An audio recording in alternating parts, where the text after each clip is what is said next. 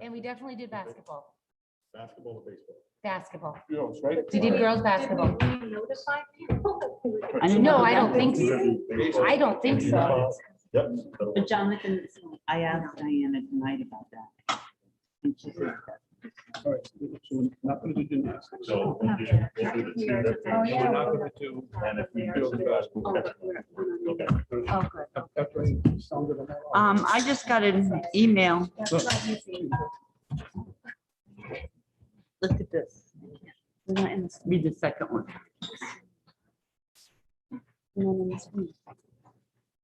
From retired individuals, is that okay? No. Yeah, no, I don't.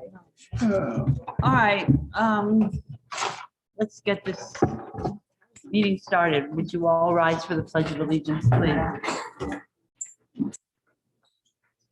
I pledge allegiance to the flag of the United States of America and to the republic for which it stands, one nation, under God, indivisible, with liberty and justice for all.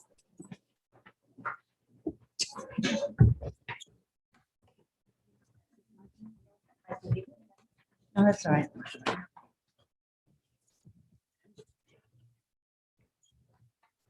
All right, ladies and gentlemen, tonight it gives us great pleasure to have accolades for the students in our district. Mr. Cabral. Okay. On behalf of the school committee and Superintendent Bryce, I would like to acknowledge this year's retiring teachers and staff. Thank you for all your years of dedication and service to the district and to the children of Bristol and Warren. Congratulations, and we wish you a happy and healthy retirement. George Simmons, Senior, Director of Facilities, 32 years. Mary Almeida, Director of Literacy and Title I, 32 years. Margaret Woods, Custodian, Hugh Cole, for 30 years. Marguerite R. Crocker, School Nurse, Gutierrez, 18 years. Ginny D. Pasquale, Teacher Assistant, Mount Hope High School, 31 years. Patricia Ryan, Social Studies Teacher, Kickamuit Middle School, 20 years. Francis Souza, Kindergarten Teacher, Rockwell, 24 years. Barbara Costa, Math Teacher, Kickamuit Middle School, 35 years. Catherine Barry, Grade 3 Teacher, Colt Andrews, 27 years.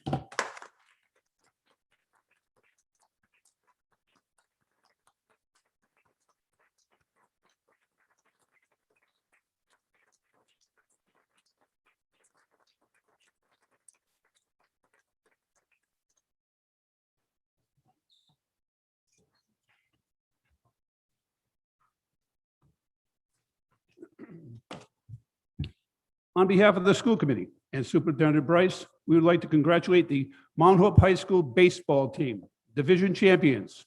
Congratulations to Andrew Orban, Griffin Barato, Parker Camello, Seth Cludier, Cameron Connor, Bradford Denson, Rocco Ferrolito, sorry, I did the best I could, Matthew Gale, Lucas Jerome, Ethan Leary, Nicholas Marsili, Jack Standish, Dayton Van Einberg, David Benavides, Matthew Brackett, Caden Carney, Brady Connor, Caleb DeCastro, Daniel Deslitz, Frank Ferrara, Ryan Hopkins, Andrew Jones, Aiden McDougall, Ryan Nappy, Matthew Tesoro. Yay! What do you want me to do? Is Jonathan come to? Yeah.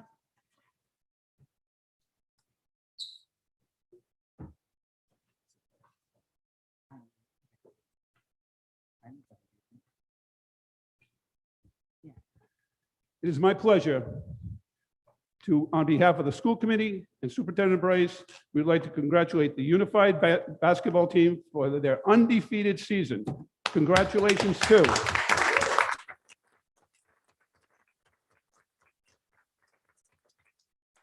Michael Bissonette, Mia Faturo, Abigail Golden, Andrew Maderas, Thomas Nichols, Pamela Peters, Samuel Ward, Mason D. Oliveira, Gregory Giro, Logan Justa, Emily Maderas, Ryan Patullo, and Samantha Russell.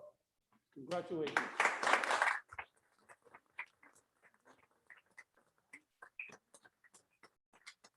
And of course, also the coaches.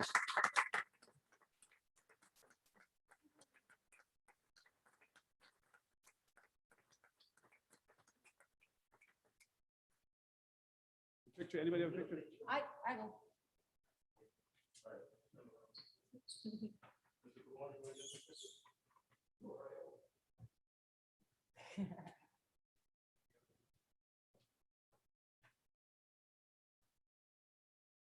Congratulations, guys. Thank you.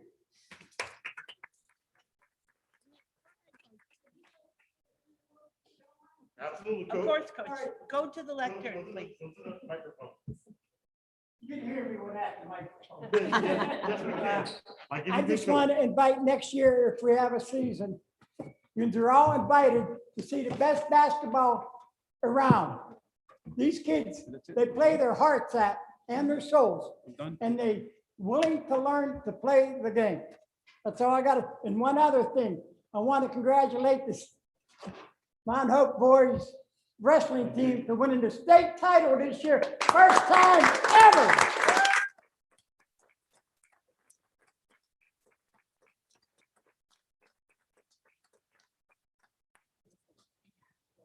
Thank you, Coach.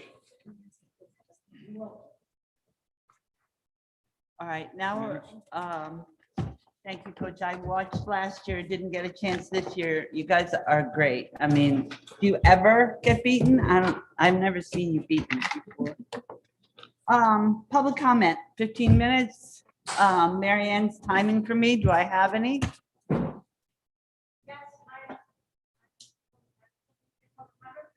Yes. You have 3 minutes, please.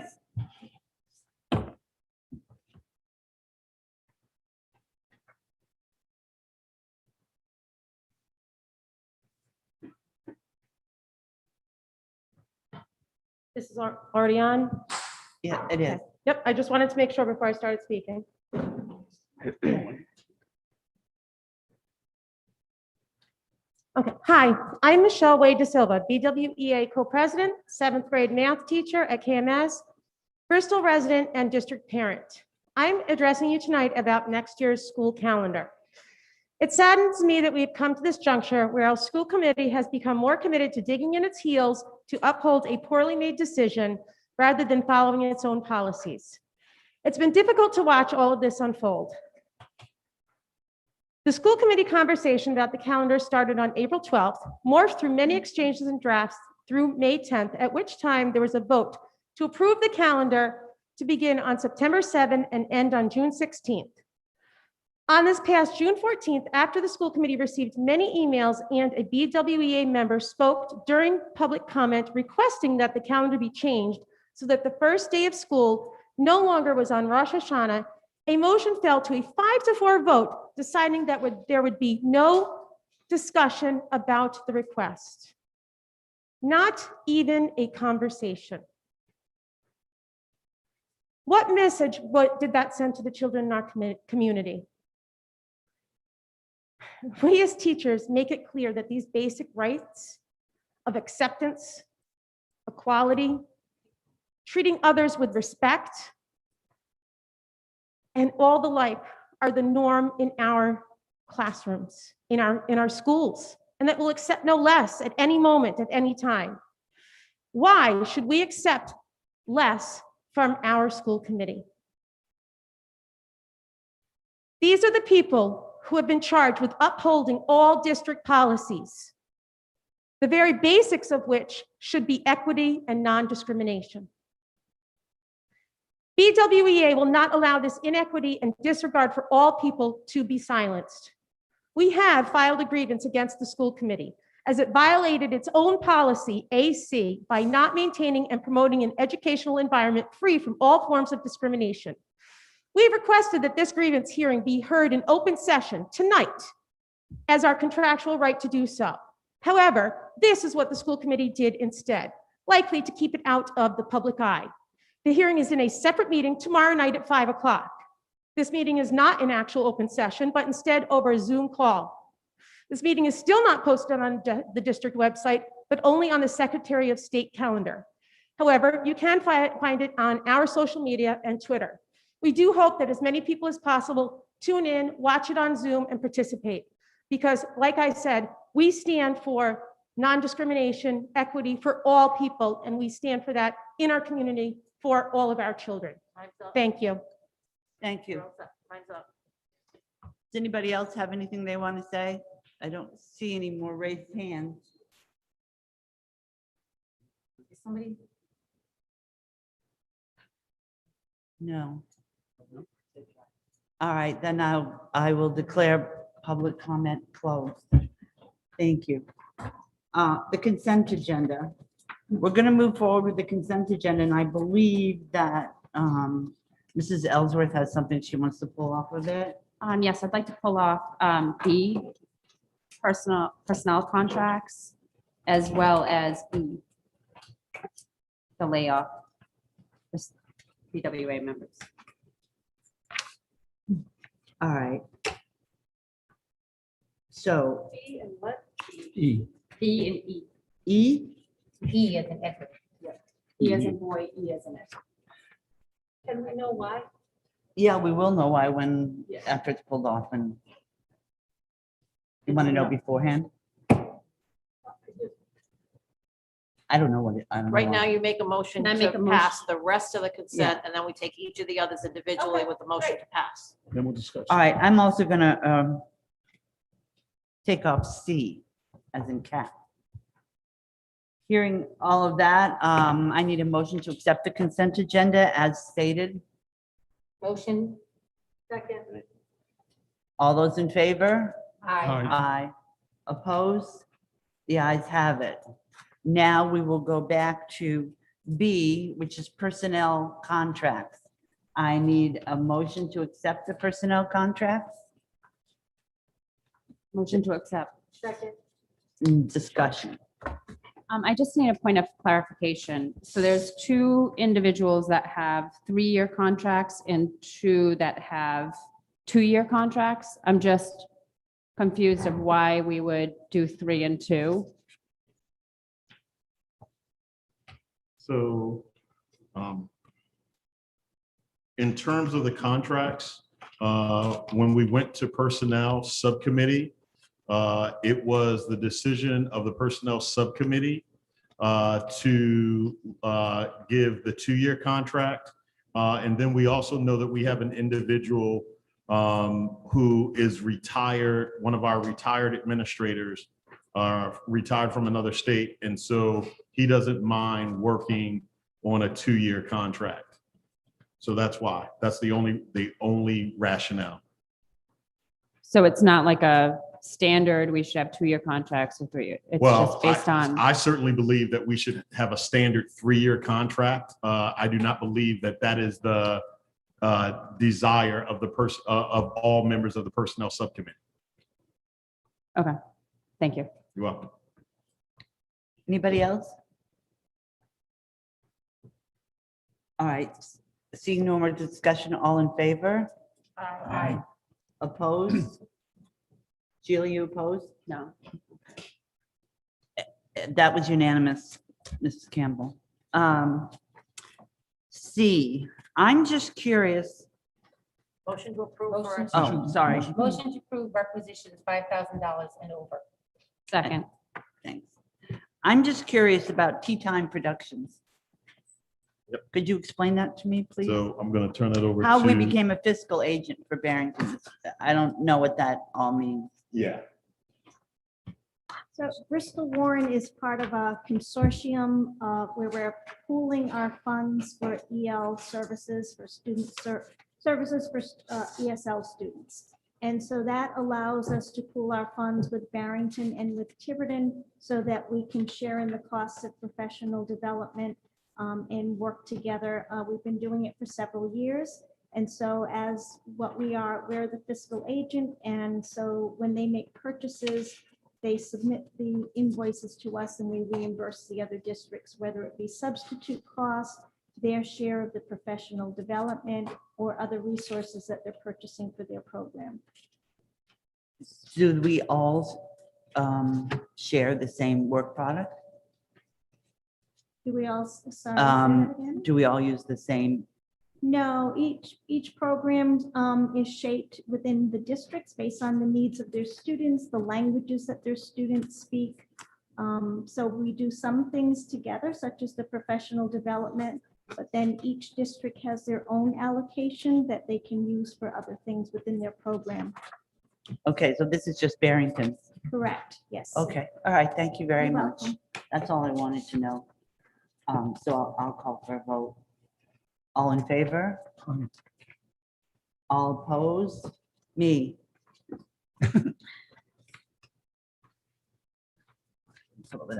Okay, Mrs. Campbell, one opposed, and that was me. E, I need a motion to accept E. Motion to accept. Second. Discussion. I just have a point of clarification.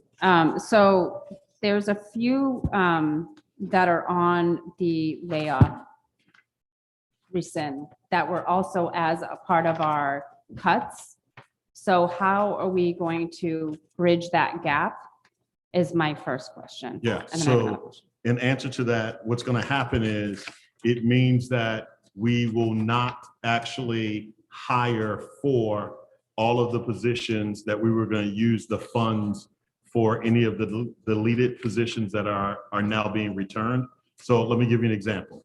So if there is a position that was deleted and it was on a grant, we had an expectation that we were going to identify maybe an assistant director and a director.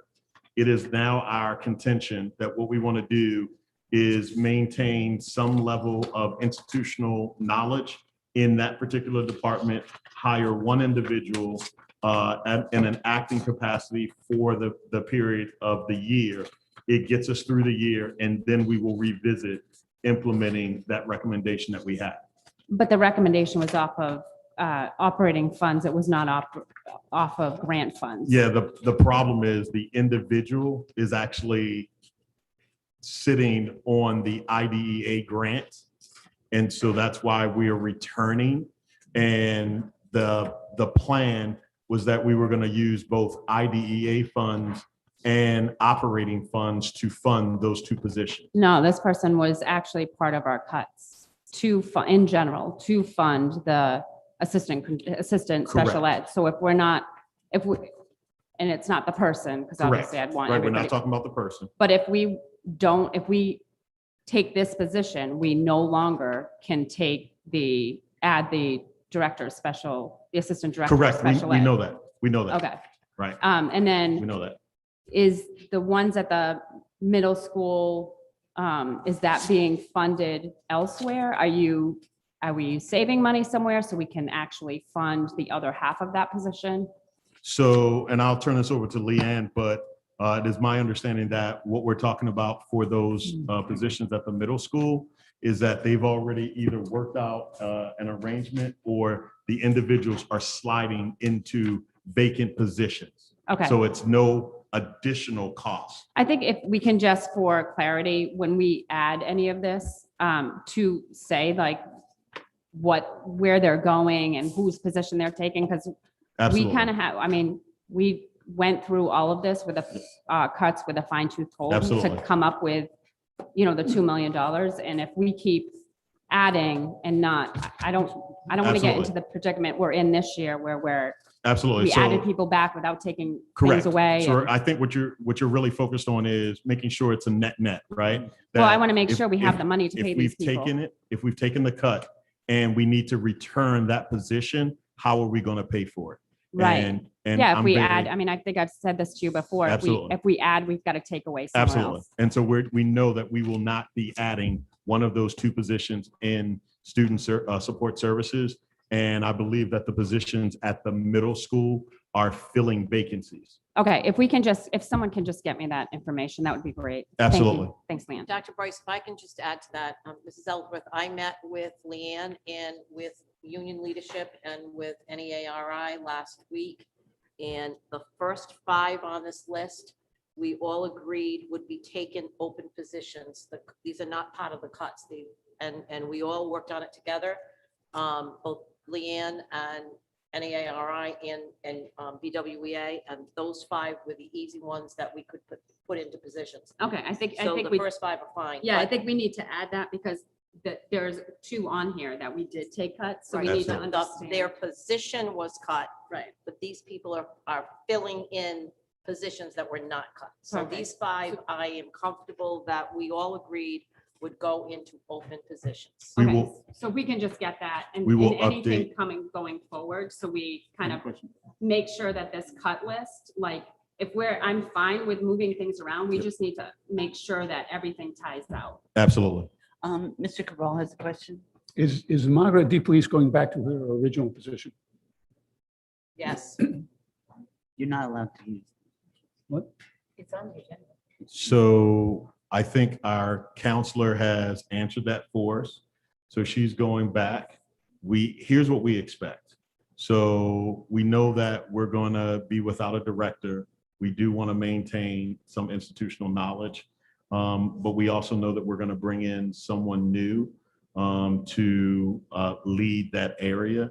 And so we're currently searching for that. We expect her to be there. We do not know yet what the future holds, but we fully expect her to be there for this, the start of school. So you're looking for her as a resource to keep the program going. Correct. Thank you. Okay. And then I need a vote. All in favor? Aye. Opposed? The ayes have it. It's unanimous. Let's move on to 6. This is discussion and action items. The first one is the East Providence School Committee resolution on the expansion of charter schools. We can accept it. We can vote on it. I need a motion to accept it. Hearing none, we'll just move it into our correspondence. How's that? Can we do that, Marion? Yes. All right. The second item on the agenda is the cozy transfer of funds. I need a motion to move those funds. Motion to approve. Second. Discussion. So just for everybody's clarification, we had moved out, I think it was in 2019, all the years are kind of blurring. We moved out funds from COSI to pay for the connections classrooms in KMS and Hugh Cole. When we were doing the audit through our Mary King, who was our consultant, she found that we were not actually allowed to do that. So this is moving back $684,000 from our fund balance back into the COSI accounts. Yes, Dr. So I wonder, right, so we certainly, I think we're all in agreement with Mary King's recommendation. I wonder if this is the right time to make that, or do we hold it until maybe July when the new CFO is on board, only because I am concerned that are we taking this fund balance out of fund balance for this year? No. Are we taking it out of existing fund balance that's sitting there, the 2+2? No, the 2+2 is there. That's in restricted. Okay. This is in, I don't know if everybody got this form. There's a sheet that Mary King had done. In the unassigned, there's 1.7 million, which was from fiscal year 20, when we shut down. That was the underrun from then. Also in there was the 684 as unrestricted. So, I mean, unassigned. So we have 2 kind of buckets that are in unassigned and the surplus that may or may not happen this year. So there are two buckets. So it's not touching the 2+2, that's in restricted. This is in unassigned within the fund balance. Okay. So it's not touching anything that, and it belongs to them. Right. Is anybody? Yeah, I understand. Okay. Does anybody else have any questions? All right, hearing none, all in favor? Aye. Aye. Opposed? The ayes have it. We have some bid awards that we need to accept. The first one is the triennial selection of BWRSC financial audit for a 3-year contract. I need a motion to accept, and then we'll discuss it. A motion to accept. Second. All right, now, would you mind telling everybody who won the bid and what your concerns are? Sure. Hold on, I just lost my. Do we have that? Yeah. it's- Yes, you do. It's, there's a document in your packet that says request for proposal list.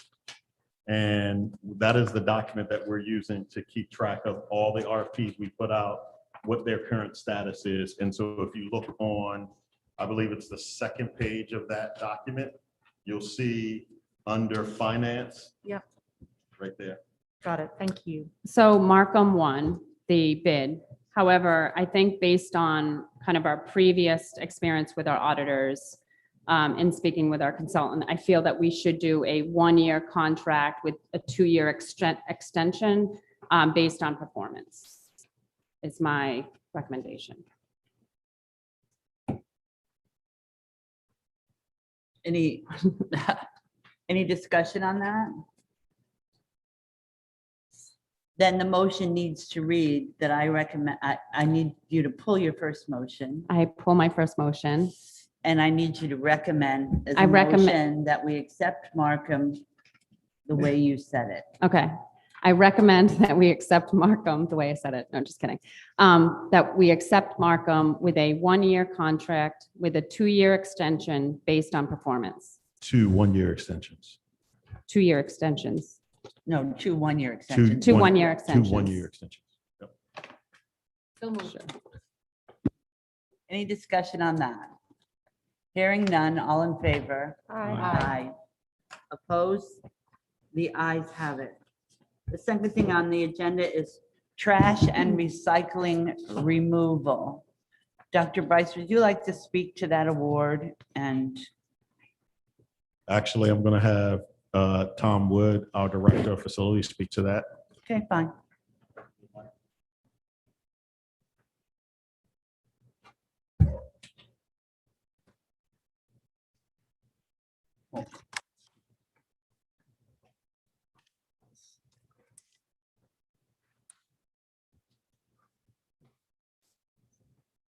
So I was just going to give a brief summary in terms of the trash and recycling contract. Our current vendor, his contract is up the end of the month, so we rebid the services for the next 3 fiscal years.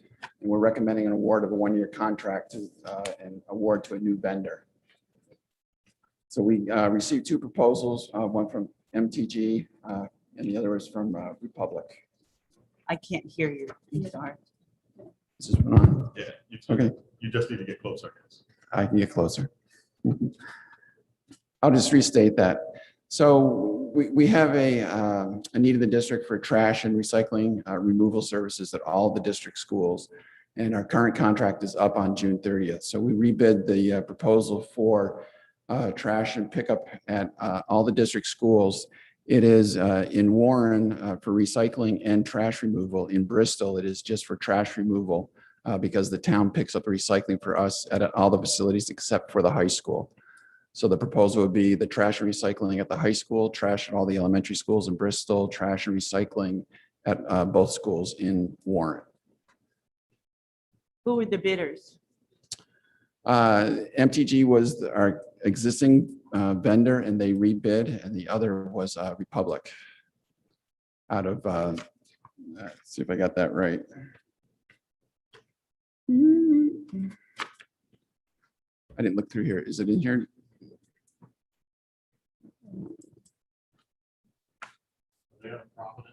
No, they're out of Fall River. This says Allied Waste Services. It's not. Yeah, that's the parent company. So Allied is the parent company. It's like Mega is a parent company, or MTG is the parent company of Mega. So they have subsidiaries. Is there a reason why we went to a new bidder? Well, the scope of services, in my opinion, is pretty much commodity based. We were looking for a competitive price, and the proposal that we're recommending is the lower of the two bidders. And we've had some discussion recently in the last 2 months in terms of loss of service from our existing vendor. And we're concerned about that. So we're entertaining the idea of going to a new contractor. And the references that we checked on the new vendor are all solid. So we're very excited to recommend that contract. And that is I a need a one-year motion. contract. It is with- a 1-year contract with 2 renewable options. Yeah. Right. So we're doing the same thing. It's 1 year with 2 one-year extensions. Yeah, I need a motion for that. please. Vic, so moved. I need a second. Quiet, the quiet man. Okay, so it's a 1 year with 2 one-year extensions. Correct. Does anybody else have any questions about it? All right, hearing none, all in favor? Aye. Opposed? The ayes have it. It's unanimous. The next one is Chrome boxes and licensing. Yeah. So I know that our Director of Technology Services is not here, but let me just give you an update. So went out to bid, and there were no bidders. And then they received quotes from, the number of bidders, they received quotes from CDW, SHI, Whaley Computer Associates. CDW came out with the lowest quote, and they have moved forward with ordering, but we wanted to make sure that we had the approval of this body to move forward with that work. Then I need a motion with that company's name in it. Can I have a motion? So moved. A second? Second. All right. And we're comfortable with that company and all those good things? Yeah. So is it just, it says ordered, does that mean everything was ordered? It does mean that technology put the order in because technology equipment is backlogged or on back order in most places around the country. And so they needed to get it in with the hopes that we would have it before school starts. Okay, so was this just for those Chrome boxes that she just ordered? Correct. For this particular RFP, yes. Okay, now how do we know how much she ordered and all? Like, will we get the PO? Because I haven't seen, my concern is that we're ordering stuff, we didn't approve the vendor. Yeah. So if you want to see the PO, we'll provide the PO. We can do that. Yeah, To I the think we entire all school should committee. approve the PO Absolutely. because it's gonna be big. Is she on Zoom? Rose? Yes, I'm on Zoom. I'm here. Hey, I didn't know you were with us. She- Haha, I'm sneaky. I haven't seen, my concern is that we're ordering stuff, we didn't. Mrs. Ellsworth, that was the partial order that we needed to do with grant funding, and I think Dr. Santa had you review that.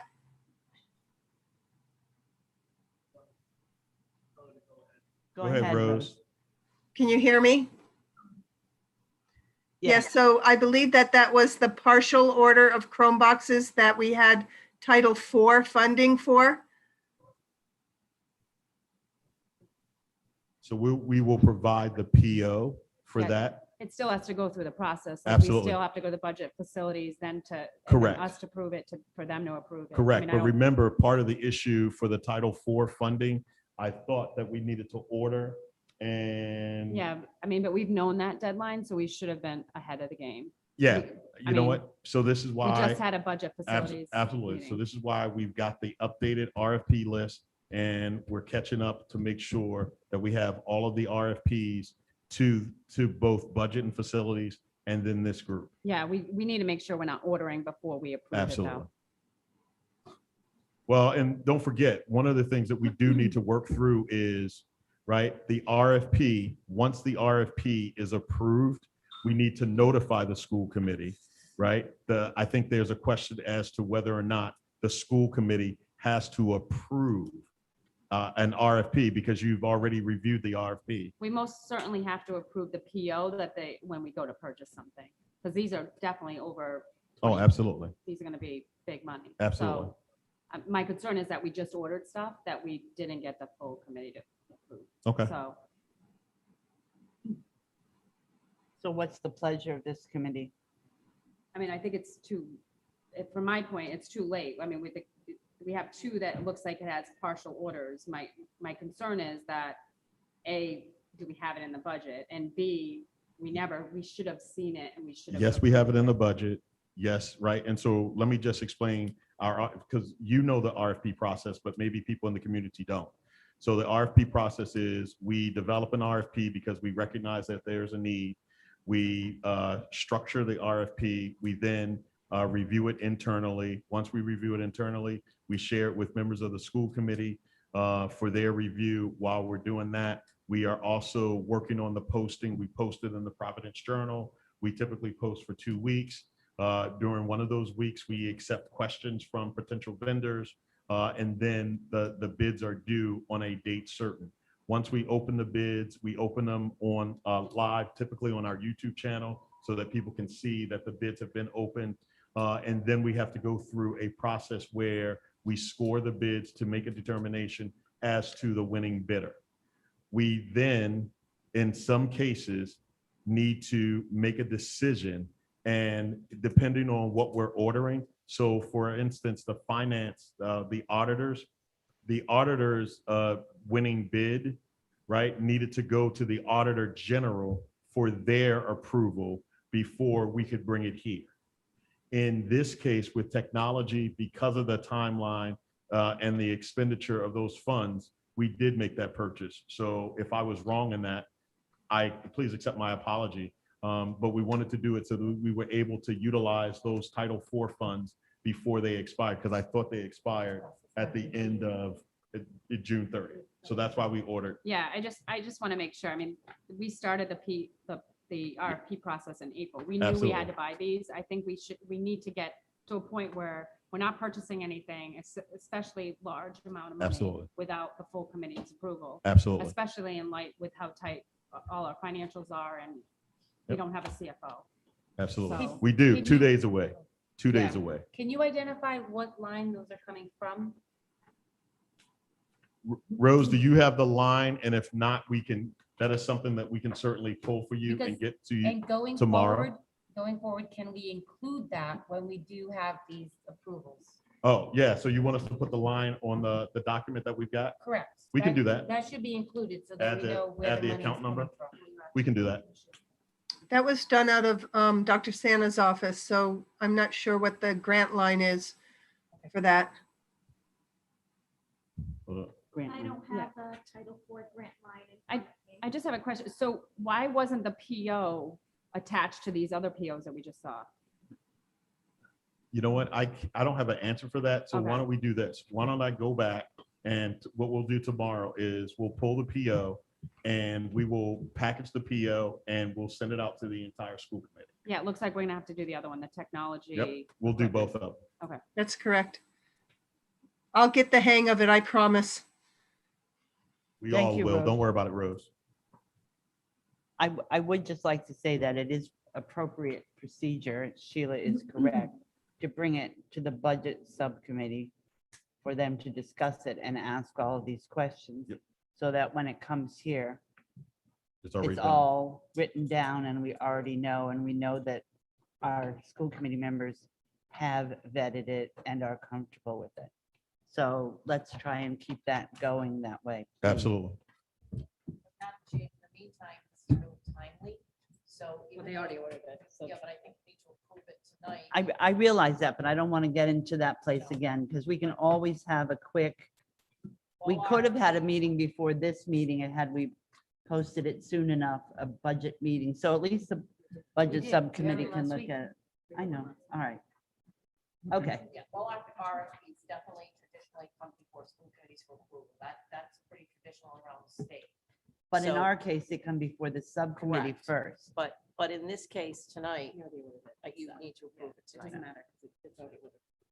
Okay, any other discussion? Hearing none, all in favor? Aye. Aye. Opposed? The ayes have it, and that's unanimous. Technology equipment.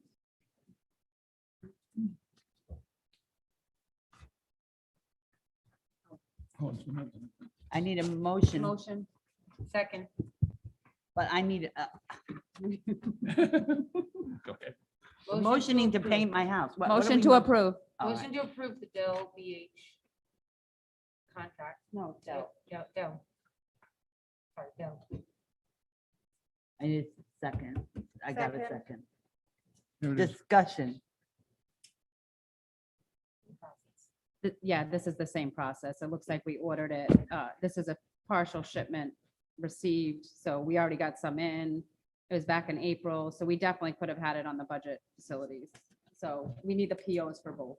It's the same. The budget subcommittee needs it, and so does the rest of the school committee, just, And the line where the money came FYI. from. It will be on the- all right? Any other discussion? Hearing none, all in favor? Aye. Opposed? The ayes have it. The last thing is the Bristol Garden Club donation of $500 for the KMS intensive classroom. Dr. Bryce, do you want to speak to this? And that, let me first ask for a motion to accept this donation. Motion to accept. Second. Second, now discussion. Dr. Bryce, do you want to explain what this is? Yeah, absolutely. Thank you, Madam Chair. So one of our teachers, Rachel Koger, received a $500 donation from the Bristol Garden Club to create a garden for the intensive classroom at KMS. The program plans to incorporate lessons about environmental science, life science, hands-on learning, life skills and sustainability, OT and PT goals, as well as other applicable benefits for these students. The program will facilitate both indoor and outdoor growth in order to harvest and sell items for fundraisers, while also incorporating vocational skills and math. We'd just like to say that we are very appreciative of the Bristol Garden Club for their donation. It is really going to be put to a great use to help students develop life skills and other skills that are necessary. And we are very, very much in favor of accepting this donation. I just would like to make one point. I made it to you the other day, I believe. Anything that we do on school grounds has to come before the Budget Facilities Subcommittee. Because once it's done, the school committee is responsible for its upkeep, care, appearance. So that's a policy of ours. So I would like to see this come before the Budget Subcommittee. So with a recommendation from Mr. Wood saying that he has no, yes, he has a problem with it, or no, he has no problem with it. Budget Subcommittee can then send it to us as great, move on. So I think that we need to be mindful of the fact that all of these projects, these wonderful projects that people come up with and get funding for have to come to the Budget Facilities Subcommittee first. Well, Madam Chair, you have mentioned that to me once or twice. And so what I would say is we certainly do recognize the school committee policy and authority in this area. What we need to do as staff is we need to build the mechanism so everybody knows, here's the policy, here's the form that you need to complete before you do anything on school grounds. And that's what we'll do.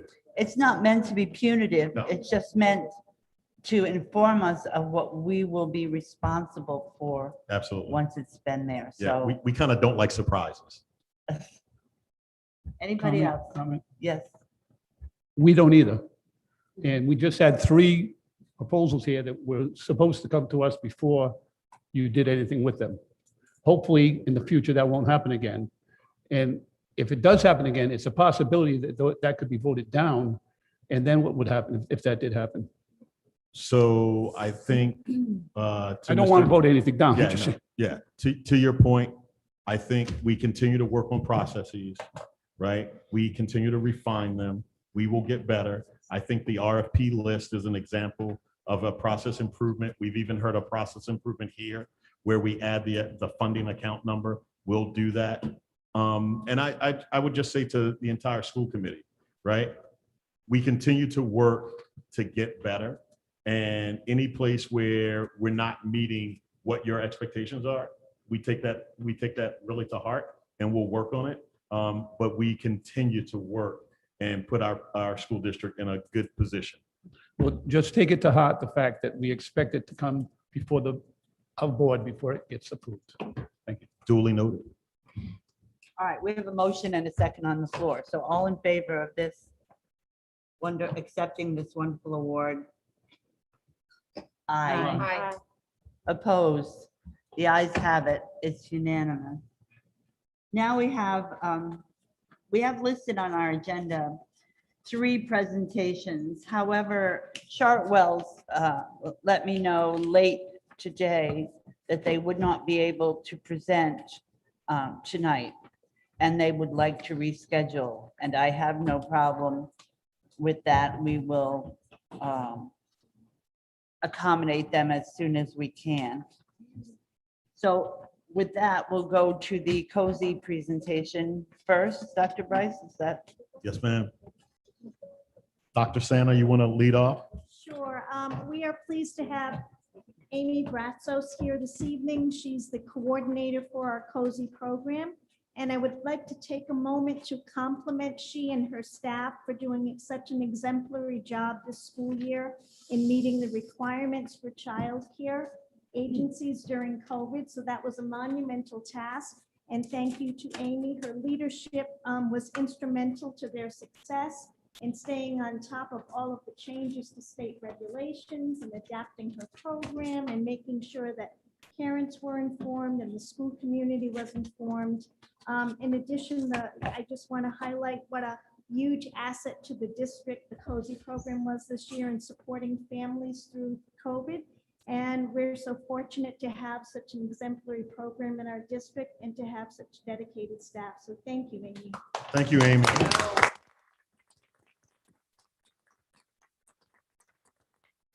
Diane, that was very kind to say. And we also had fun along the way. So it wasn't all just protocols and procedures and all that. So I am Amy Bratzos. I am the COSI program coordinator, and it's so nice to see you all in person tonight. This is great.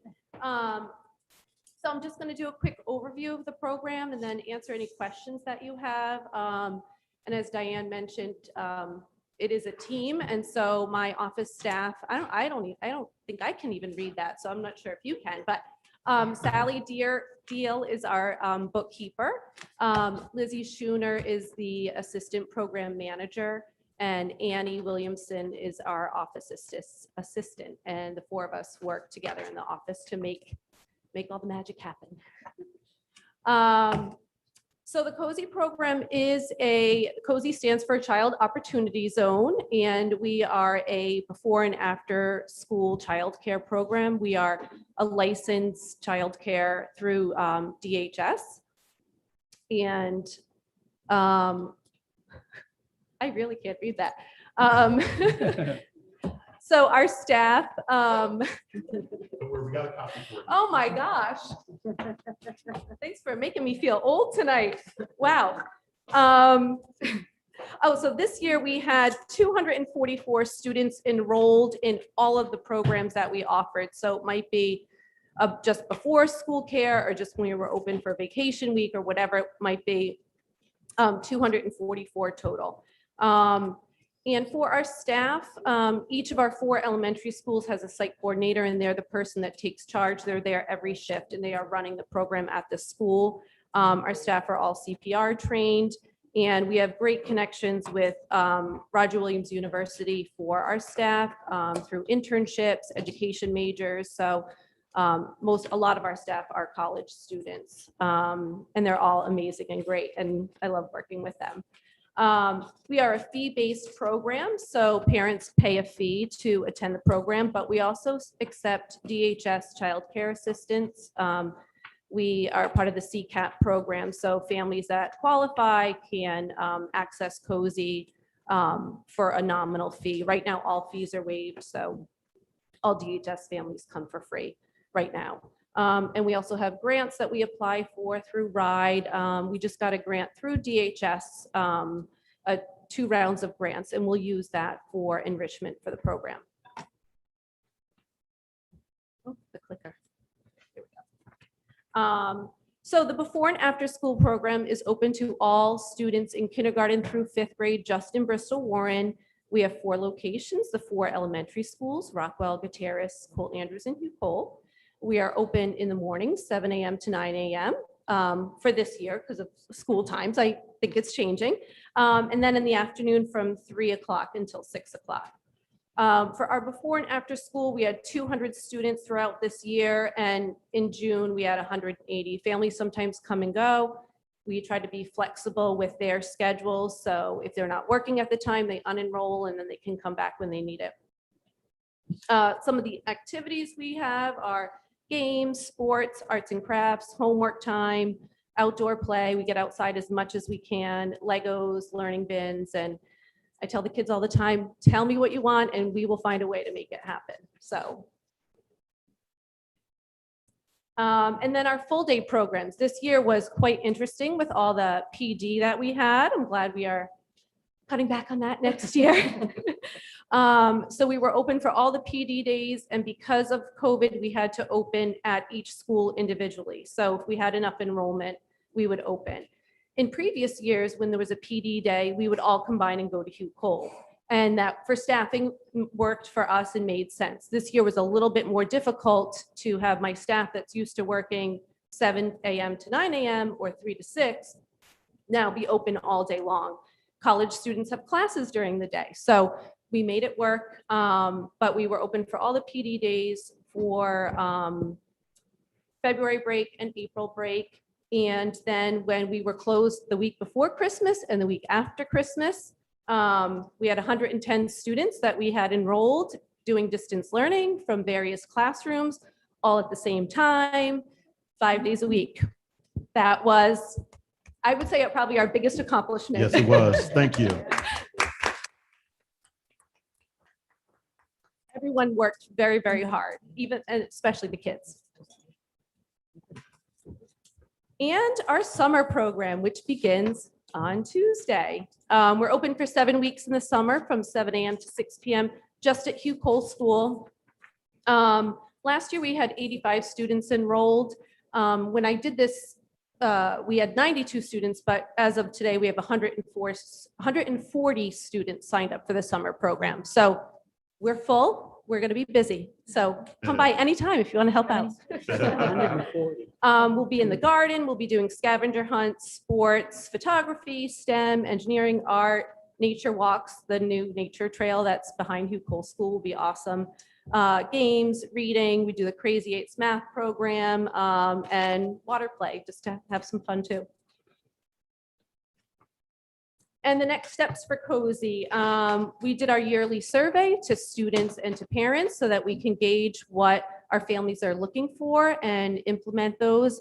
I think our the grant that we received this year will be great to kind of implement some of those things that families, kids are looking for from the program. And then, of course, we want to continue to review our fee structures with the business office to ensure that we have a sustainable budget. I look forward to working with Tony on that when he starts. And thank you for also giving our money back so we can spend it on our kids. So that's Cozy in a nutshell, kind of quick.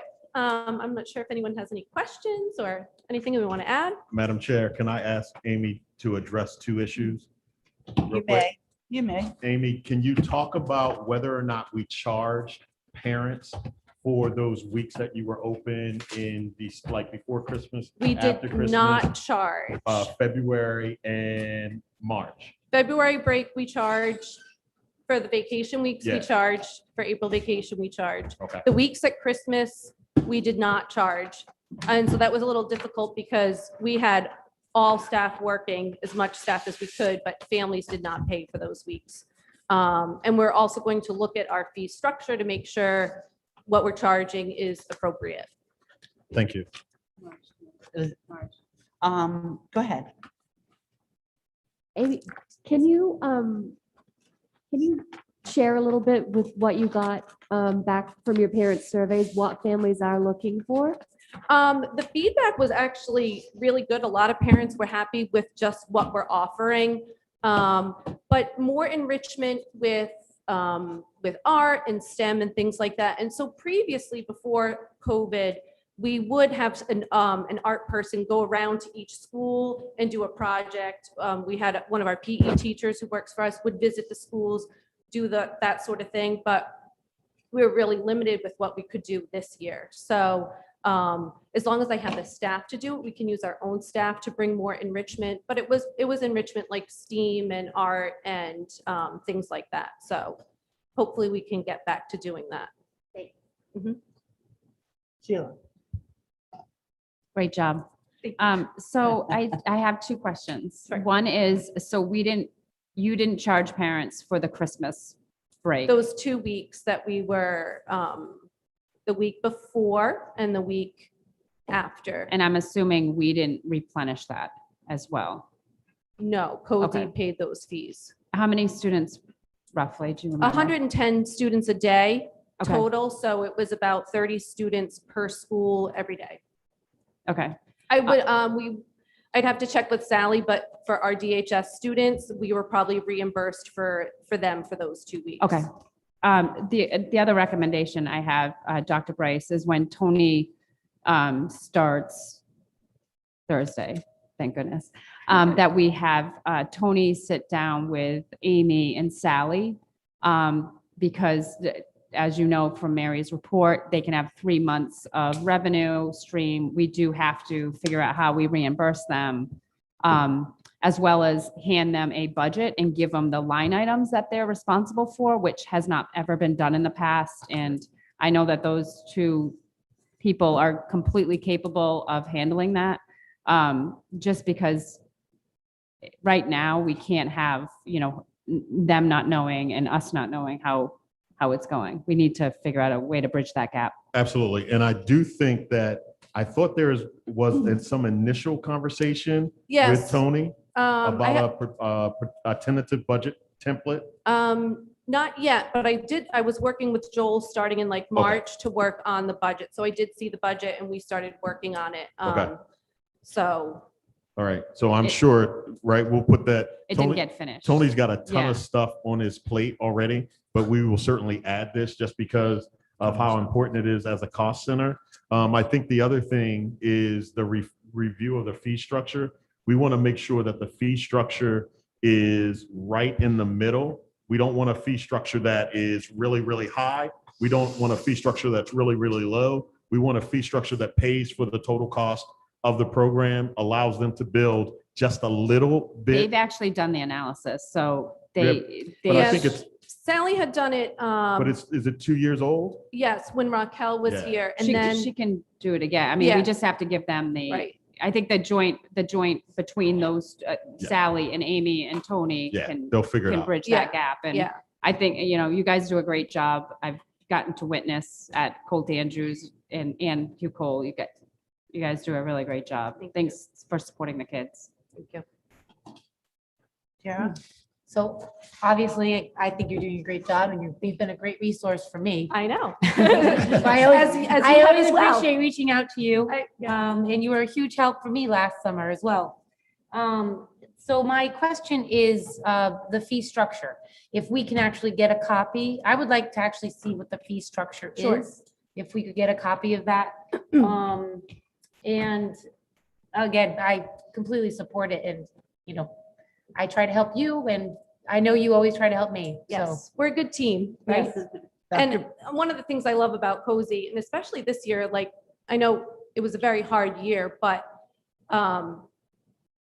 Cozy more than ever worked with lots of other people. Like I never worked so closely with the school nurses and the principals and all of that. So if there's something good that came of it was just the partnerships.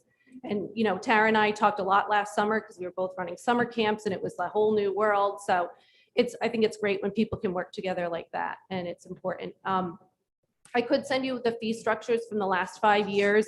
the rate was pretty high. It was lowered and then we closed. And then when we reopened, we kind of still went with that rate. Our enrollment is down because of the pod size and many families still working from home and that sort of thing. So it's, I mean, I don't even know how you predict it. So it's hard to know when we would go back to that more normal, enrollment.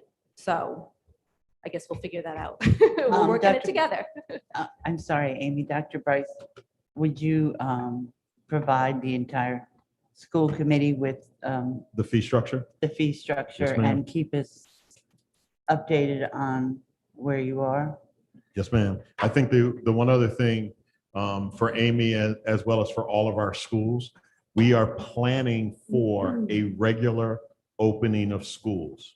It is our hope and prayer that all of the restrictions are lifted, that we are able to open. And so it really is going to be dependent upon sort of what medical professionals see over the next month and a half as it relates to, is it safe to open schools, under what conditions? But right now we are planning for a regular opening of schools.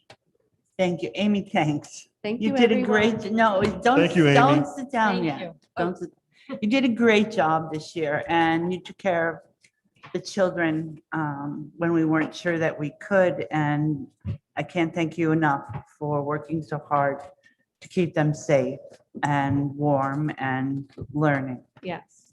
We had a little discussion earlier this year about the possibility of considering some of the students at the middle school, particularly the 6th grade. Do you remember that discussion, Dr. Bryce? Yes, And ma'am. maybe the 7th grade.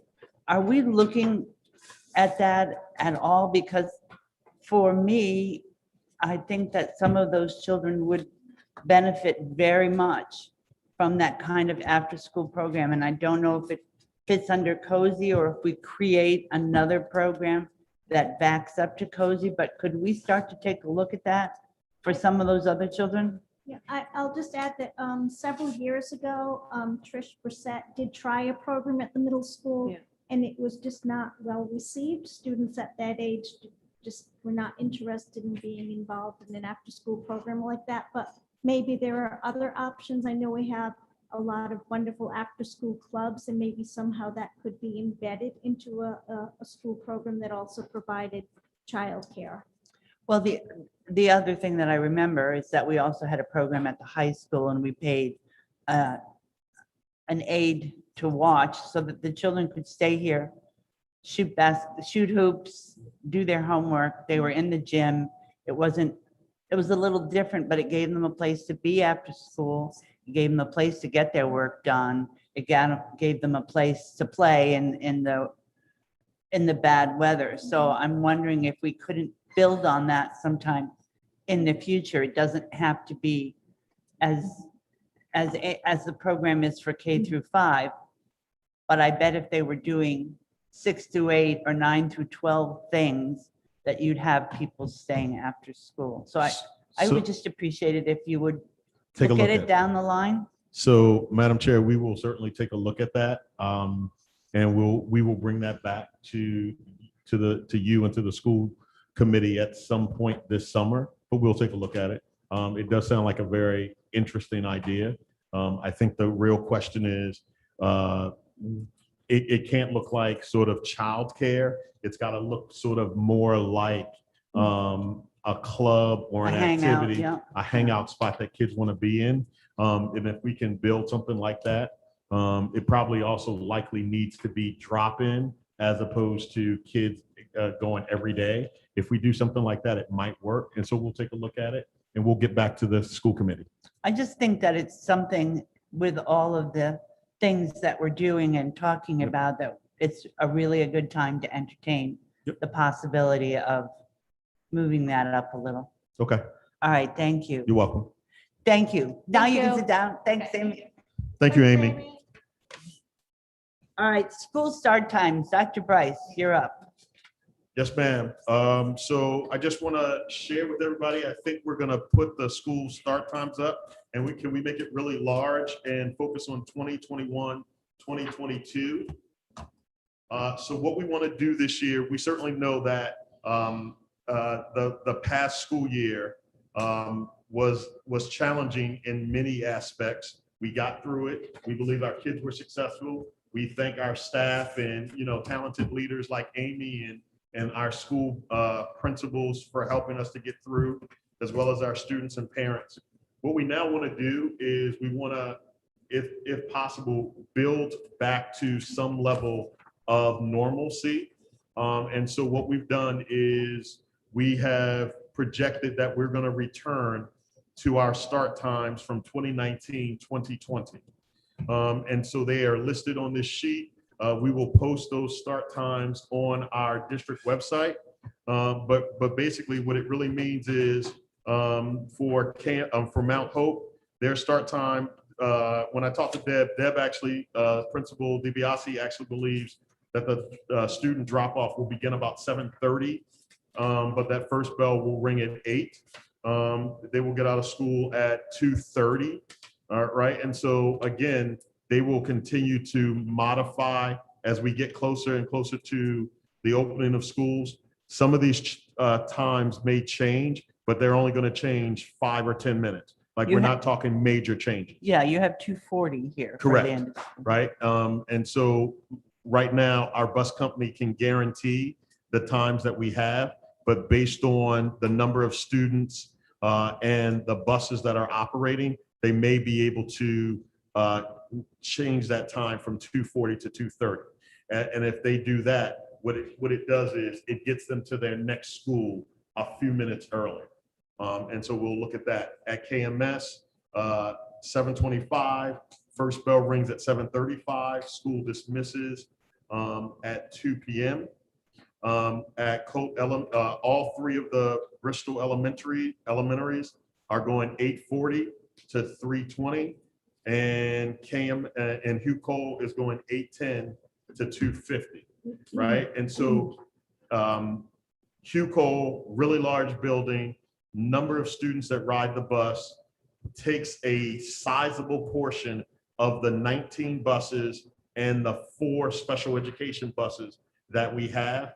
And so that's why we have to carve out a separate start and end time for that building so that we can get the kids there, empty that bus, and then get that bus onto other school locations. So that's why you see the difference. Do we provide transportation for the preschool at Hugh Cole? We do not. I believe Special those, ed. yeah, but special ed, yes, The but special ed not the ed, we call them the non, yeah, the typical students, the non-typical students that The peer mentors. their parents have to provide for them.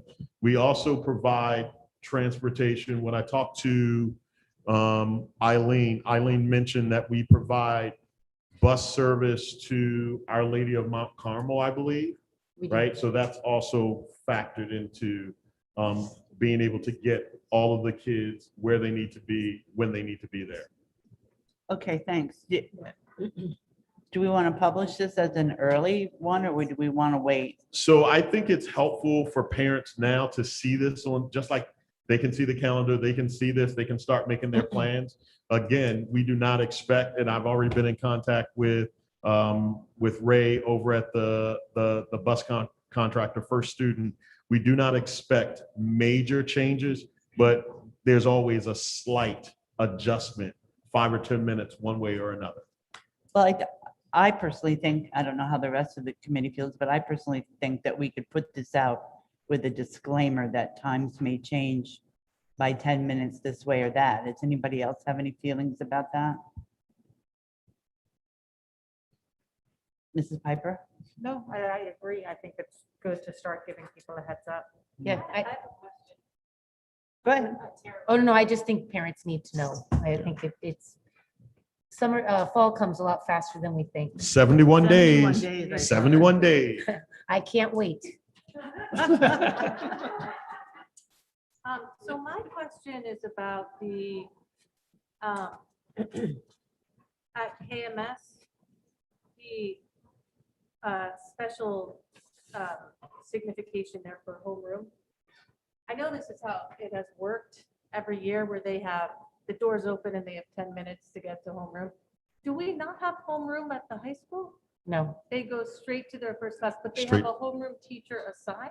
Correct. Typically, what happens is the first period teacher is also doubles as the homeroom So teacher. why can't we do that at the middle school so these kids have the same amount of time and it's the same structure? So it could be done. I think that is a decision that the building principal needs to make. What I will do is ask Dennis why he's doing it that It's way. It's always been done that way. I don't think Right. it's Dennis, but I personally think it's just stressful and a scramble for the kids, and To go- everywhere else they have that.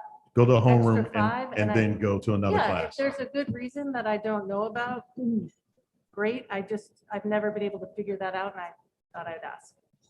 I will ask. Thank you. Would you let us all know? please? I certainly will. All right, thank you. Okay, good night. I Motion- need a motion Motion to adjourn. I need a second. All right, all in favor? Aye, the ayes have it. The meeting is Thank you. adjourned. Thank you very much. I'm so sorry.